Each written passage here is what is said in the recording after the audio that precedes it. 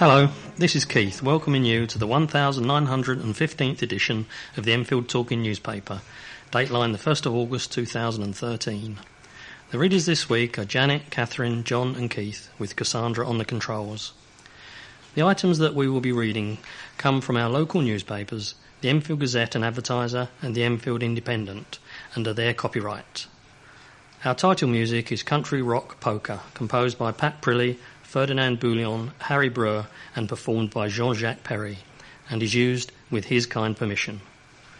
Local stories include Sunday Speed Fury and School's Exam Probe Delayed. First of all, the special news items this week. The Enfield Macular Disease Support Group meets on the second Wednesday of every month from 10 a.m. to 12 noon at the Trinity Church Hall, Gentleman's Row, Enfield EN2 6AN. The meetings are open to anyone affected by central vision loss. Carers are welcome too. For further details, please contact Alan Newson on 020 8886 5659. That's Alan Newson on 020 886 5659. The Home Library Service is part of Enfield Libraries and provides a delivery service to people living in the borough who are unable to visit a branch library due to age, mobility, disability or their caring responsibilities. We visit each of our members every 4 weeks. The service is free and we will tailor it to your taste. For visually impaired people, we can provide books in large print or recorded books on CD or cassette. We can also bring music on CD or films on DVD for people with some vision. Members are free to reserve particular items.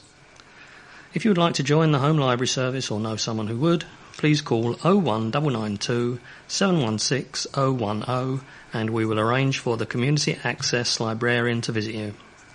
I'll give you that number again. It's 01992 716 010. If you are experiencing any problems receiving your Enfield Talking newspaper, please phone Diane de Jersey on 020 8805 6578. She is your listener's representative and she will be pleased to help you. That's Diane de Jersey and her phone number is 020 8805 6578. Now Janet will read the first item of local news.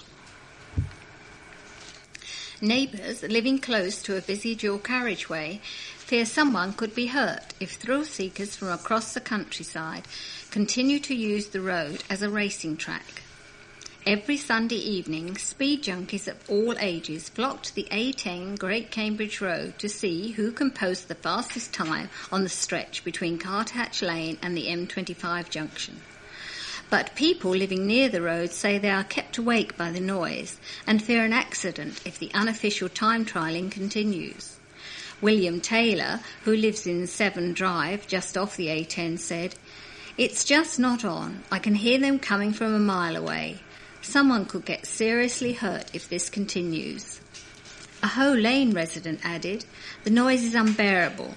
Some of us have to work on a Monday and it's impossible to sleep with the sound of cars going at ridiculous speeds." Stretch of road is now being heavily scrutinised by Enfield Police and the Metropolitan Police North East Traffic Unit, who say they will show no mercy to drivers breaking the speed limit. One traffic unit officer, who declined to be named to protect his identity for future operations, revealed that police catch as many as 20 drivers every Sunday. He said, "People come down and post their times on YouTube like a Top Gear leaderboard." Most recently, chauffeur Mark Singer of Islington was banned from driving for 18 months for dangerous driving, speeding and 3 other offences after being caught driving at 92 miles an hour in a 40 mile an hour zone. Despite the craze taking off in the past 12 months, officers from the traffic unit said they will show no tolerance. The traffic officer said, "We want people to know that we will seize people's cars and they will lose their insurance. We will utilise every means at our disposal to make this a safer borough." Another Met Police officer recommended educating motorists to stop them speeding. He added, "Ultimately, this could end up in a fatality. There's a total disregard for the road from these people. We are putting people before the courts regularly, and this shows the reticence that we are doing something about this. An investigation into irregularities over Level 6 SATS exams at Eversley Primary School is being delayed until September, the advertiser can exclusively reveal. We recently reported on the irregularities over the higher level SATs taken at the school in Chaseville Park Road, Winchmore Hill, and now Enfield Council has been implicated in the scandal. The advertiser revealed that although parents had been given their children's test results as if they were official, externally marked results, the Department for Education confirmed not a single student from the school had been entered officially into the tests. The school initially said the tests would be validated by the DFE, but the department has flatly denied that this is the case. Last week, we were told the governing body was currently looking into the situation, but after asking further questions, the chairwoman of Governors, Ingrid Cranfield, admitted that no investigations would begin until the start of the new school year. In one response, she said, "The Level 6 results were reported to the local authority. A council officer, knowing that the results would not be reported nationally, accepted them and offered to create a separate record specifically for the school." When the advertiser contacted the council to ask if the officer had known about the deception, the authority said, "We're keen for the governors to get to the bottom of what happened so that the school can get on with being an outstanding place of learning and parents can get the answers they deserve. The council will work with the governors in order to support this investigation." However, the Board of Governors only has the powers to investigate school staff and has no power to ask questions of council officers' involvement in the scandal. The council would not confirm whether it would be holding its own investigation. Daniel Pearce, a ward councillor for Southgate, where Eversley Primary School is located, slammed the governor's delay. Mr Pearce, who is chairman of the Board of Governors for West Grove Primary School in Chase Road, Southgate, said, "It is disgraceful that they are not investigating this sooner. I think they are trying to bury this until next year, but that does not help the children who are going to be in their new schools in September. There is no reason they can't do the investigation in August. They could have a special meeting during the holiday. It's 2013. They could always hold a video conference. The fact is, the parents still do not know, did their child sit a proper test or not?" A Department for Education spokeswoman confirmed that if the school's complaints procedure is not followed fully, the Secretary of State has powers to investigate further. This next item continues along the subject of school SATs and on the item we just heard. And Eversley Primary School's Board of Governors were unable to tell the advertiser what the exact parameters into their investigation into irregularities over Level 6 SATs exams will be. They were unable to say when the investigation will conclude and where the results will be published publicly.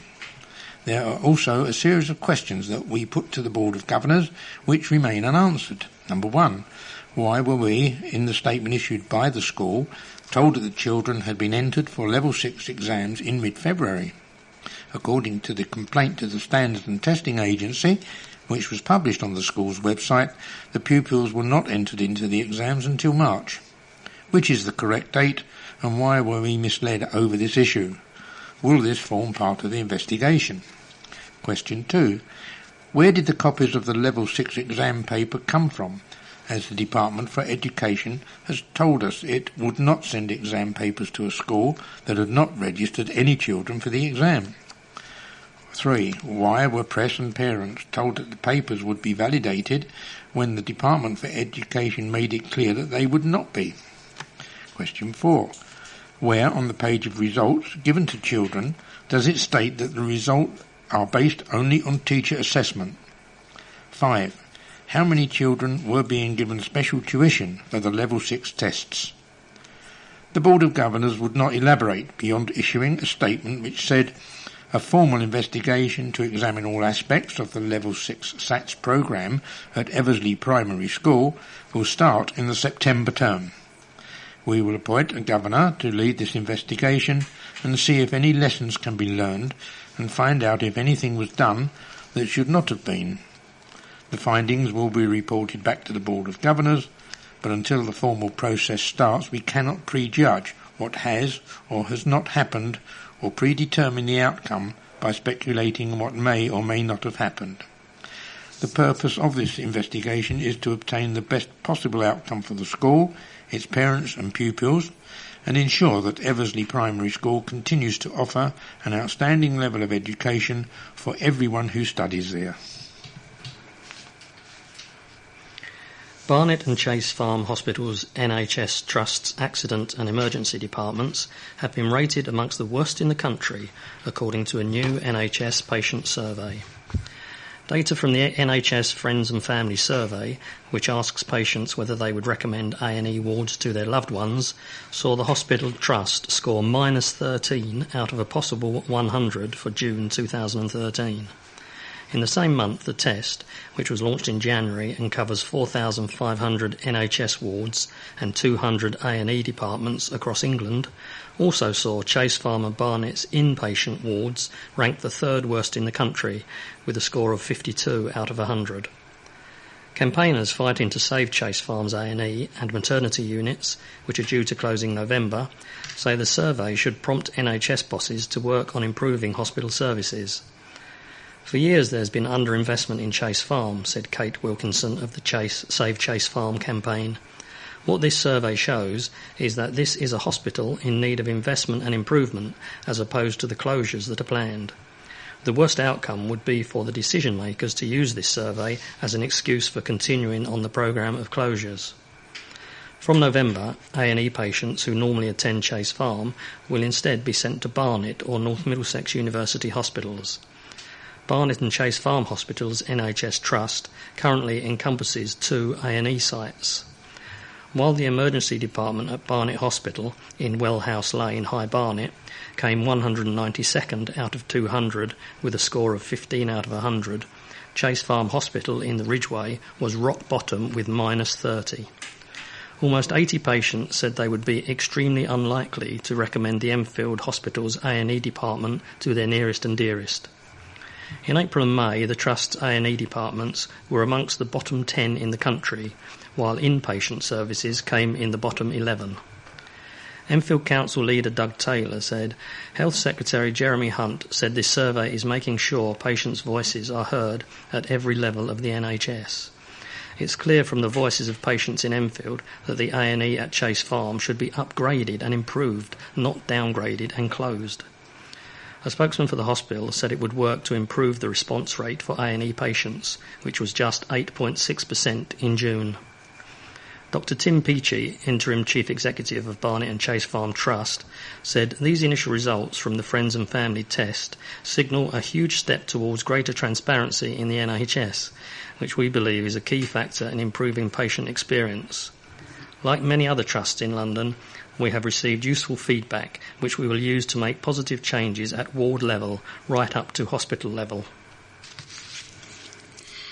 Hussein Hack had good intentions when he went to mow his parents' back lawn, but ended up fleeing the suburban idyll after an unexpected visitor turned up for a spot of early morning sunbathing. The 23-year-old aviation management student embarked on the job at the family home in Hoe Lane, Enfield. But when Hussein saw a snake with orange and yellow scales appear on the grass in front of him, all thoughts of gardening were forgotten and he raced into the sanctuary of his house. It slithered out in front of me and I thought, is that real? Because you just don't expect a snake in your back garden. Luckily for Hussein, his father, Mohammed, is somewhat more comfortable in the company of snakes. Hussein said his dad is a dab hand with the scaly specimens, thanks to his childhood in Bangladesh. But he fearlessly lifted the snake with a stick to try and force it into a handy bucket. When that didn't work, he grabbed the tail of the snake and put it in a bucket and closed the lid. And it wasn't little. When he was holding it by the tail, it was almost as tall as he was. Blah.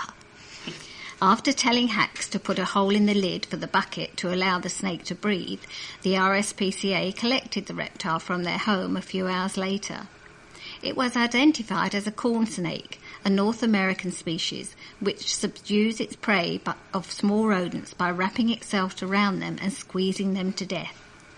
Hussein's chore was not forgotten, but he admitted, "My mum keeps telling me to finish mowing the lawn, but I think I'll be staying inside for the rest of the day."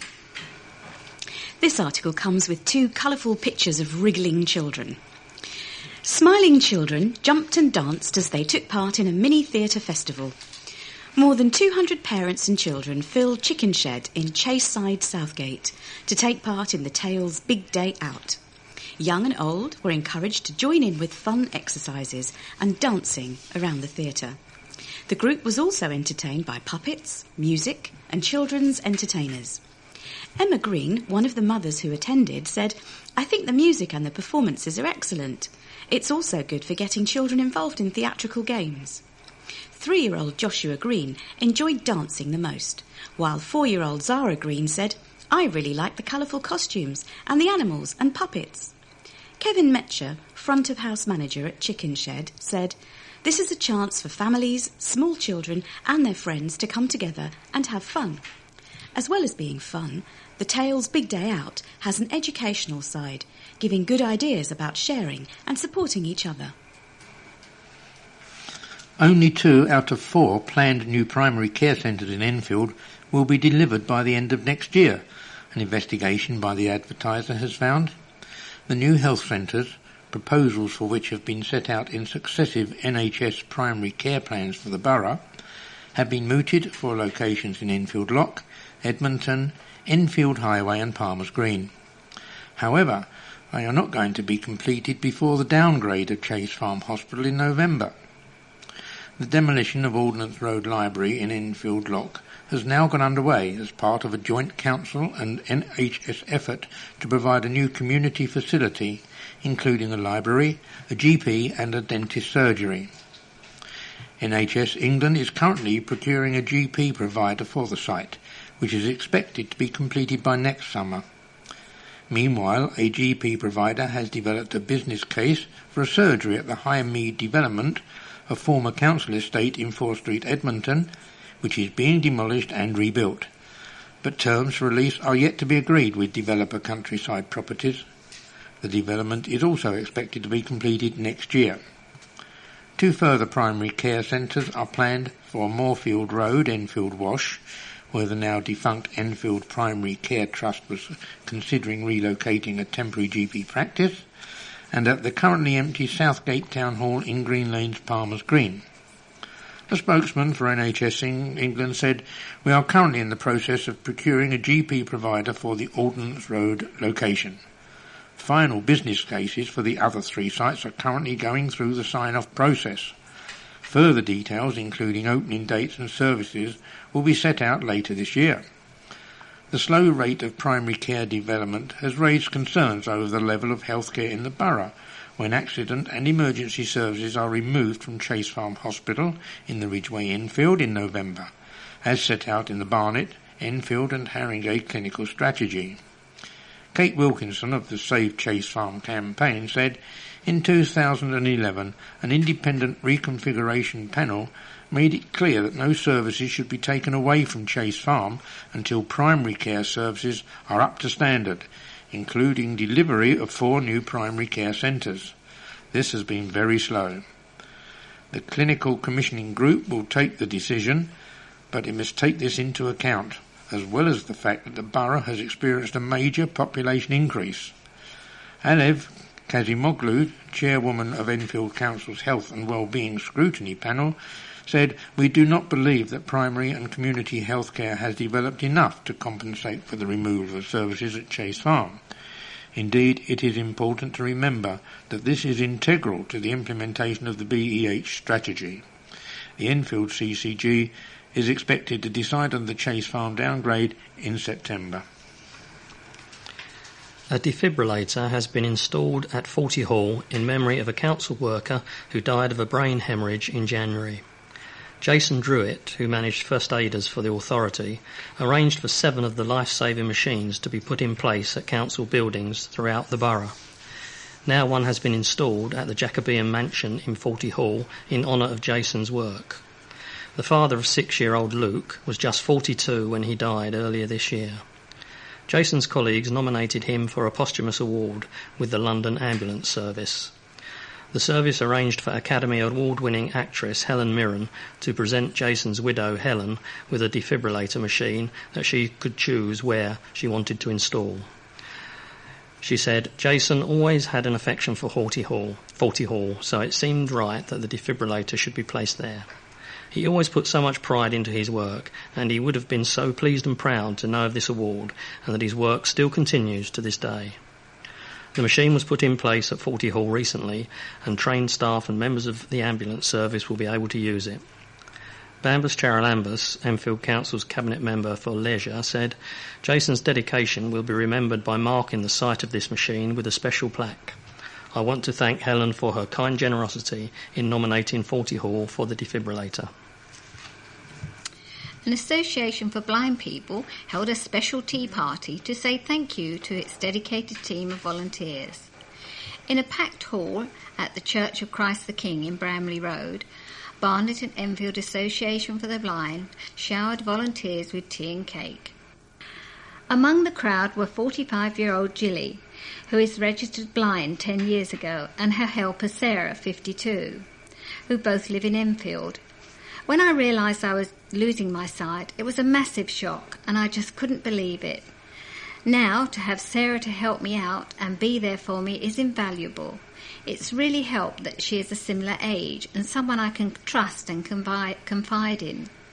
Sarah's really helped me to have confidence, to try new things like spinning and Pilates. I wouldn't have done it without her. The pair meet at least once a week, and as well as going shopping and helping Gilly with her day-to-day needs, they also find time to have fun together.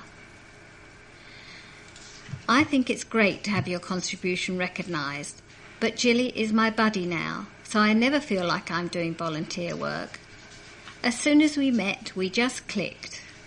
Over the years, it's brought a lot to my life and has given me a greater appreciation of people who have lost their sight. Volunteers were also treated to entertainment from the singer and pianist Lissa Hermans, who sang the national anthem at the Olympics closing ceremony. The Mayor of Enfield told those present of his pride in their contribution to society.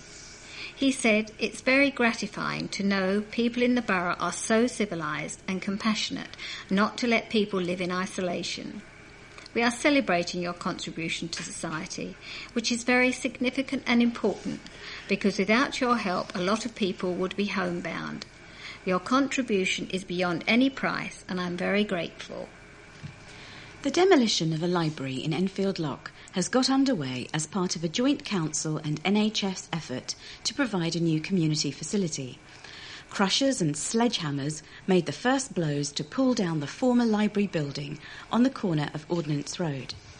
It is making way for a new multi-use facility that will contain both doctors' and dentists' surgeries, as well as a library and a community hall for public meetings and functions. NHS England is in the process of procuring a new GP provider for the site after a business case for the facility was approved in March. The library, which was built in 1976, has been closed since April. A temporary library has been operating at 65 Ordnance Road since the end of April. Edwin Harrison, 97, who has lived next to the library for more than 4 decades and recalls the 1976 opening, told the Advertiser, "Living so close to the library, I've been very interested in this development. The library has been very popular, and I have no doubt that its replacement and the other services will be enjoyed and appreciated." Christine Hamilton, Enfield Council's Cabinet Member for Community Wellbeing and Public Health, said, "This is a superb solution to a number of community needs recognised by the Council. Local people have experienced difficulties finding doctors and dentists, and this facility will answer that need. The community hall will provide a central place for people of all ages to meet, arrange functions and establish groups. The library will be fully equipped with computers and the latest IT and a massive store of books, music and films to borrow. It is an exciting time for people living in this part of the borough. Tessa Garvin, Assistant Head of Primary Care, GP and Pharmacy at NHS England, said, "Medical services are vital for communities, and this building will help many families who have required this for some time. The building will be a central focus, and we look forward to promoting good health with the other services in the building. Work is expected to be completed by the end of next summer. The temporary library is open on Mondays, Tuesdays and Thursdays between 9 a.m. and 8 p.m, from 9 a.m. to 5:30 p.m. on Fridays, and between 9 a.m. and 5 p.m. on Saturdays. It is closed on Sundays and Wednesdays." Now some good news about our green bits. 8 Enfield parks have been named among the best in the country. Town, Jubilee, Forty Hall, Pims, Trent, Oakwood, Grovelands and Bush Hill parks all received Green Flag Awards for their attractiveness and safety. Having gained this status in 2012, all 8 parks retained the accolade this year, putting them among the very best open spaces the country has to offer. This award comes as 17 parks across the borough apply to offer entertainment on their premises between 8 a.m. and 11 p.m. on any day of the week. Councillor Chris Bond, Enfield Borough Council's Cabinet Member for Environment, said, "We have some fantastic green spaces in Enfield, and it's not hard to see how popular and valued they are. Being awarded the Green Flag in the first place is a huge achievement, but with the criteria so challenging, retaining them from year to year is just as impressive. Enfield is one of the greenest boroughs in London, and we are delighted that our open spaces are recognised as the high-quality, beautifully maintained areas they are." We've now reached... An Enfield church welcomed more than 70 cars as part of a free car wash service. Workers at the Revival Christian Church in London Road, Enfield, gave up their time to spend hours with buckets, sponges and chamois leathers. Nick Chander, pastor of the church, said, "It was a delight to see members of the Enfield community come out in their numbers to get their cars washed, as well as interact with each other, which was the real essence of the event. I can confirm that 75 cars were cleaned, which exceeds expectations, and the impact of a free gift to people in the community was something that many of them could not believe at first. I think given another opportunity, we would do this all over again." We've now reached the end of side 1 of this tape. Please stop your machine now, take out the cassette, turn it over and start side 2.